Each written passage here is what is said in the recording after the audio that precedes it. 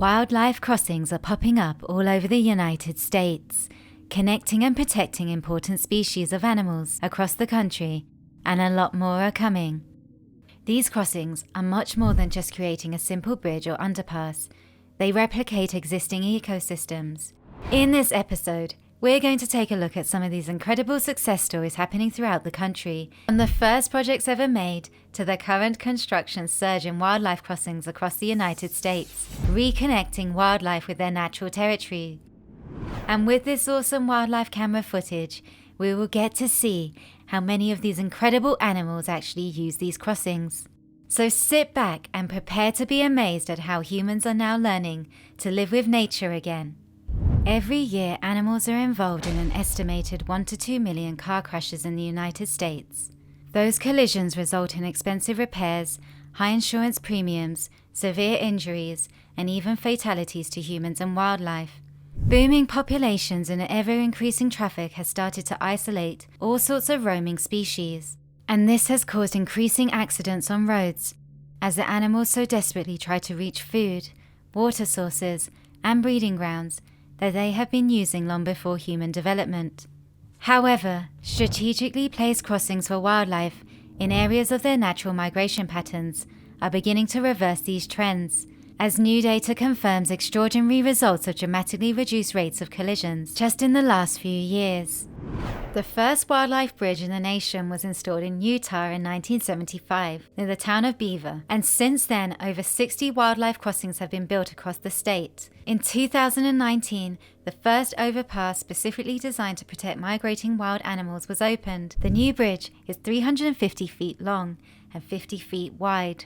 Boulders, rocks and logs have been placed to help it blend in with the natural surroundings. So far, over 23 species, including 6 bird species, have crossed the I-80 wildlife overpass. Large animals like moose, bear, deer and bobcats use this overpass regularly. The new constructions have shown a 90% reduction in animal collisions, which is good news for everyone. The Cascade Crest in the Pacific Northwest is a major mountain range of western North America. It extends from British Columbia in Canada and goes all the way down through Washington and Oregon to northern California. It's an old-growth forest ecosystem where protected lands connect with national parks. In the early 90s, a problem started to be recognized due to traffic volumes going up, causing some of their major roads to become barriers to the movement of wildlife in the region. And as a result, there was a risk that species would become isolated, particularly in the South Cascades, between the Columbia River Gorge, where Washington and Oregon come together, and the I-90 Interstate, which was particularly affecting species like wolverine, black bears, and mountain lions, because they have such huge ranges. The Department of Transport started modifying the highway back in 1999 as a way to reduce road closures due to avalanches. The department decided to take a bold step to start implementing wildlife connectivity initiatives on its networks as part of the highway modification. The I-90 East Pass project is a 15-mile corridor along the I-90 Interstate. Phase 1 began around Lake Keechiles by creating a wider structure at Gold Creek Bridge. This allows Lake Keechiles to connect with wetlands under the bridge that were previously cut off by the roadway. This then led to making multiple undercrossing structures to allow wildlife to get to Lake Keechiles or the other side of the highway without being hit, returning access to the lake's water for species who had been previously cut off. Phase 2 followed, where they built this big signature structure, the Keechiles Wildlife Crossing, which is the first crossing built in the state of Washington.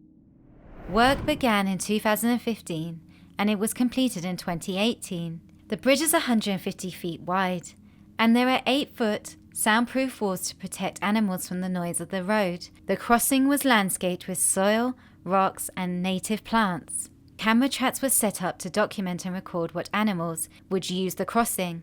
To their surprise and joy, the cameras showed animals immediately using the structure, and so far, the species that they have recorded using the crossing structures are deer, elk, bobcat, coyote, raccoon, mountain beaver, pine marten, and fisher. They were soon followed by mountain lions, present on either side of the I-90 interstate. The mountain lion began using the crossing a bit after the others, and finally the forest bear started to use it.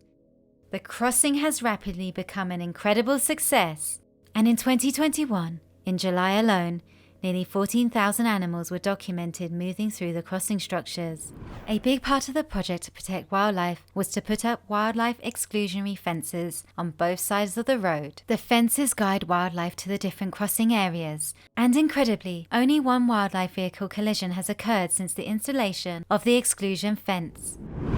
In Colorado, we have another incredible success story. Animal collisions have been reduced by 90% since 2020. On this 11-mile stretch of highway between Kremmling and Silverthorne, the installation of 7 new wildlife crossings has finally put a stop to the accidents.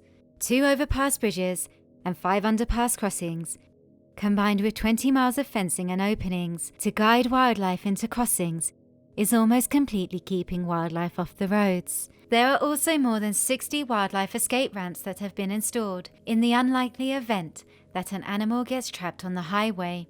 The project has exceeded expectations, and so far 17 species have made over 100,000 journeys across these structures, proving that these interventions are saving lives and preventing hundreds of injuries. This applies just as much to smaller critters who are also regularly involved in dangerous collisions. This is why Minnesota and Washington County have installed tunnels and fencing barriers specifically for turtles and amphibians to safely cross roads. These types of interventions benefit other small creatures like weasels, otters and ducks, as seen by these camera trap photos. In Florida, a new wildlife crossing is connecting 2 ecosystems that have been separated for 50 years, designed for Florida panthers.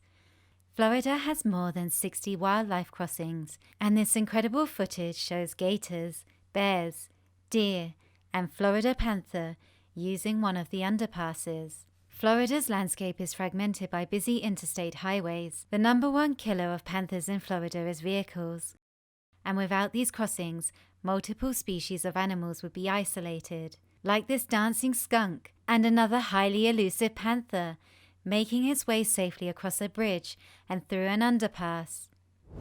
In Nevada, new wildlife crossings are protecting migrating animals. 2 new animal bridge crossings have been built in northeast Nevada to focus on mule deer migration as part of a package of bridges, undercrossings, and extensive fences. The road crossings are also benefiting bears and smaller species like desert turtles. And in California, they are building what will be the world's largest wildlife crossing to protect mountain lions, which will be strategically placed in an area where mountain lions are regularly involved in collisions trying to cross the road. It follows this underpass crossing recently opened. 700 acres of private property was purchased, and half a mile of fencing was installed to make a way for mountain lions to cross roads safely in Santa Monica, California. This map shows legislation introduced in the U.S. states since 2022 to reduce wildlife vehicle collisions and improve habitat connectivity. Animal vehicle collisions really have an easy answer, and we know how to stop it, and that's by removing animals from roadways, which really does eliminate the problem. If you enjoyed this video, subscribe for part 2 when we will take a deep dive into the Florida panther and how wildlife crossings have played a part in bringing them back from the brink of extinction.